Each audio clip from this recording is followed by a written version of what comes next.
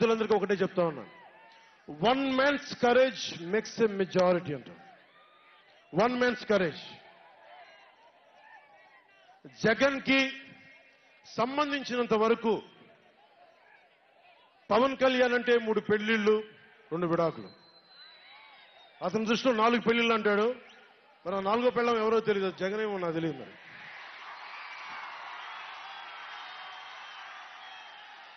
నాకు ఇదే విసుగొస్తుంది. జగన్ లేని 4వ పెళ్ళవుటే నువ్వేరా.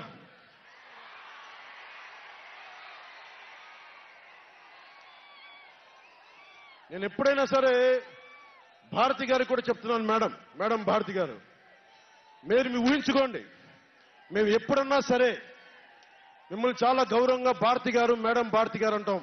మీ ఆయన ఇంత నీచంగా ప్రవర్తించినా కానీ, చంద్రబాబు గారి సతీమణి కానీ, నియోజకవర్గంలో ప్రతి ఒక్కరిని ఇబ్బంది చేసినా కానీ, నా ఇంటి సతీమణి అన్నా కానీ పెళ్ళాలను సంబోధిస్తాడు.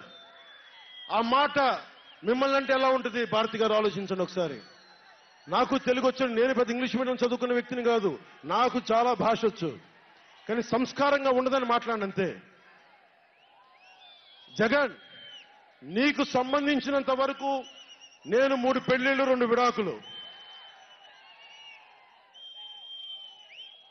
పవన్ కళ్యాణ్ అంటే జగన్ చెప్తున్నా విను. పవన్ కళ్యాణ్ అంటే ఆంధ్రప్రదేశ్ ప్రజల భవిష్యత్తు. పవన్ కళ్యాణ్ అంటే ఈ దేశపు యువత కాలంలో. పవన్ కళ్యాణ్ అంటే కన్నీళ్లు తుడిచే చెయ్య. పవన్ కళ్యాణ్ అంటే అర్ధరాత్రి పరిగెత్తుకుంటా వచ్చి ప్రాణాపాయంలో ఉన్న 108 అంబులెన్స్. పవన్ కళ్యాణ్ అంటే ఆడబిడ్డలకి రక్షణగా ఉండి చేతికి కట్టే రాఖీ. పవన్ కళ్యాణ్ అంటే పెద్దోళ్ల భుజం మీద ఉన్న కండువ. గర్వంతో ఎగిరే జాతీయ జెండా పవన్ కళ్యాణ్ అంటే.